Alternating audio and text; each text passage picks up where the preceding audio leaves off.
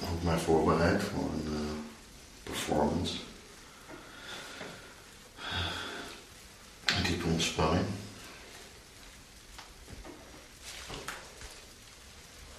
En dit is eigenlijk het vruchtwater van waaruit waar de foetus van de concentratie in drijft. Op het moment dat het publiek gaat zitten, dan voelt het ook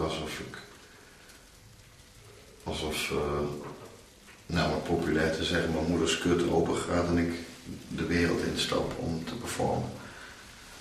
Maar dit is dus de baarmoeder van concentratie. Nou, zo noemen we het graag zelf. Het is een beetje groot bad. Dus ik kan niet echt steunen met mijn been.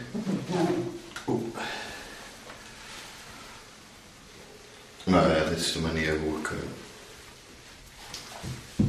tot rust kom. Hoe lang zit je er al in? Nou, ik ga meestal als ik sta ik op en dan ga ik ontbijten. Dan is het nu of 11. Dan zal ik even de ontbijt zakken. En dan ga ik erin. En het is nu 4:30, denk ik. Dus een beetje 5:30, 6 denk ik dan. Ja. En dan heb ik nog steeds toch altijd het gevoel dat het kort is. Dat ik er eigenlijk nog een uurtje of 3 nodig had gehad om bij de echte bron te komen. Van waar ik uit put om de mensen te entertainen. En kleurt het water altijd roze? Nee, dat is op een gegeven moment wordt het zo. Omdat als je maar lang genoeg blijft zitten, dan is ook alles wat ik doe. Dit is mijn huis, als het ware, zou ik maar zeggen. Dus ik ga ook niet naar het toilet of zo. Of de stoelgang. Ja, kan ook allemaal in hier, want ik kan het aan het einde van de dag allemaal gewoon wegspoelen. Het meeste. Sommige dingen moet ik dan wel oppakken en dan in die toilet gooien daar. Maar het meeste kan ik gewoon doorspoelen. Snap je? Dus, maar ja, god, alles wat een mens op een dag doet, wat een mens verliest aan lichaamsvocht en stoffen, dat verzamelt zich hier in deze kuip. En, bewaar je het? Nee, dat heb ik een tijdje gedaan, maar dat doe ik niet meer. Ik ga niet meer. Ik heb een tijdje wat gedaan, dan ben ik een ontlasting gaan bewaren. Maar er is geen hond die erin geïnteresseerd is, joh. Bij de mensen die er alleen geïnteresseerd zijn, daar wil ik niks mee te maken hebben. Snap je? Ook al is het vruchtwater van? Van het succes, eigenlijk. Mogen we wel zeggen, ja. Daar heb ik een plant bij. Dat is Coco. Als ik onzeker ben, dan praat ik tegen hem. En nou Coco, ik heb een beetje hard hoofd en ik ben een beetje moe vandaag. Hij zegt, oh joh, komt wel goed. Oh joh, komt wel goed. Ik denk dat het wel goed komt hoor. Gewoon rustig. Leuke dingen doen voor de mensen. Ja hoor. Ja. En geef je haar ook het water? Nee, dus ik heb er nu een paar dagen. Dus ik zie dat langzaam afsterven. Op eenzame hoogte. Maar mensen hebben geen idee hoe zwaar het is om te performen. Mensen denken van, oh je gaat staan en je bakt wat grappen als het ware.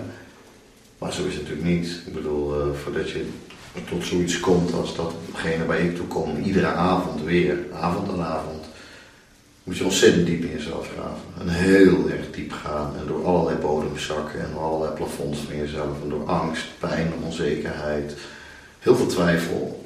Daar moet je allemaal overwinnen. Daar moet je allemaal dwars doorheen. Dat wordt een grote dikke poort met pijn. Soms wil je er gewoon een masker voor doen, weet je wel. Dat de mensen niet zien hoe fragiel je eigenlijk bent. Snap je?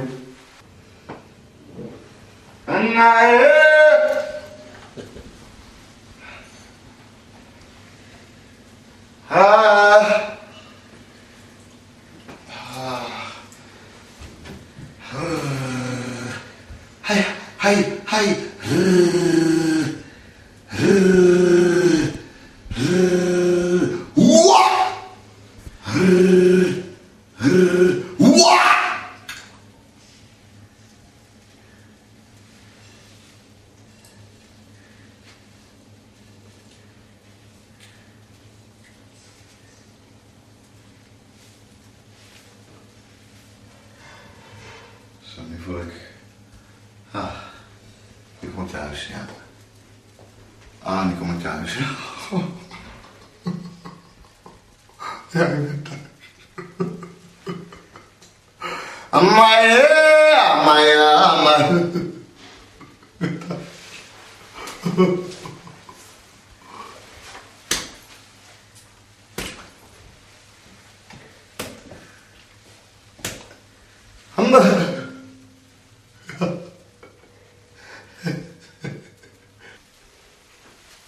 Voel je je gewaardeerd? Nee, absoluut niet. Maar dat kan ook niet. Als je dat uitgedrukt, als dit in dankbaarheid uitgedrukt zou moeten worden, datgene wat ik geef en dat wat de mensen van me krijgen, ja, dan kunnen ze wel aan het klappen blijven, bij wijze van spreken.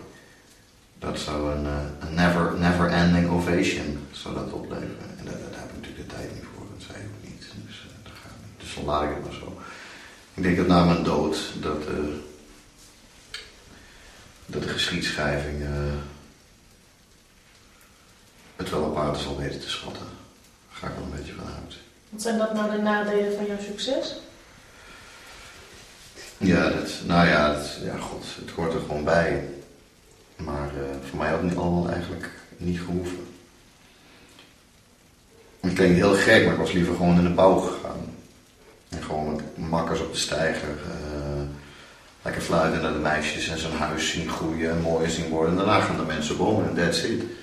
Ik bouw elke avond een huis en dan breek ik het weer af en dan ga ik thuis in bad zitten. Dat is mijn leven.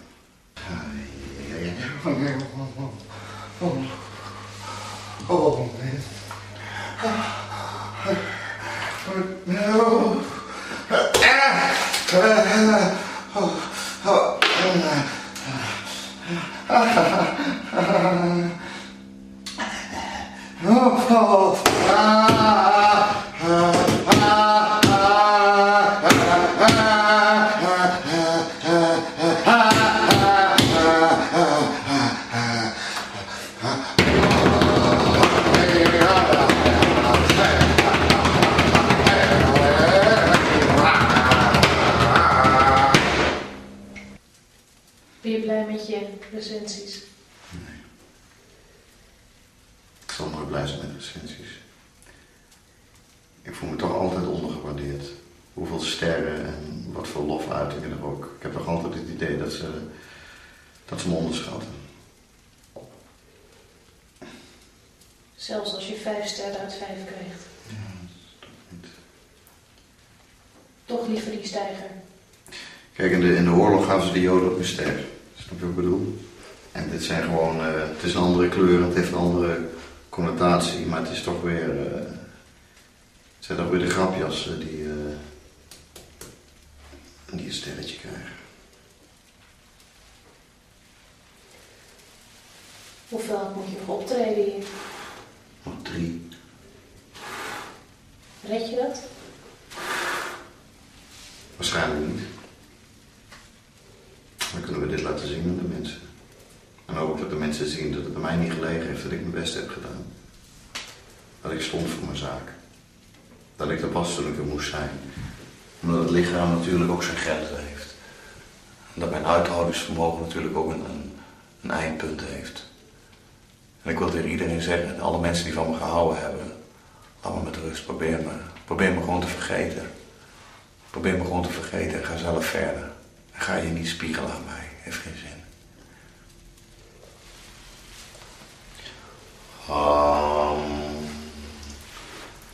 Nanaye, nanayo. Nanaye, nanayo. Nanaye, nanayo. Nanaye, nanaye. Nanaye, nanayo. Nanaye, nanayo, nanaye, nanaye. Nanaye, naya, nananaya, nananaya. Nanaye, haya, haya, nana, haya, nana. Anaye, anayo. Anaye, anayo. Anaye.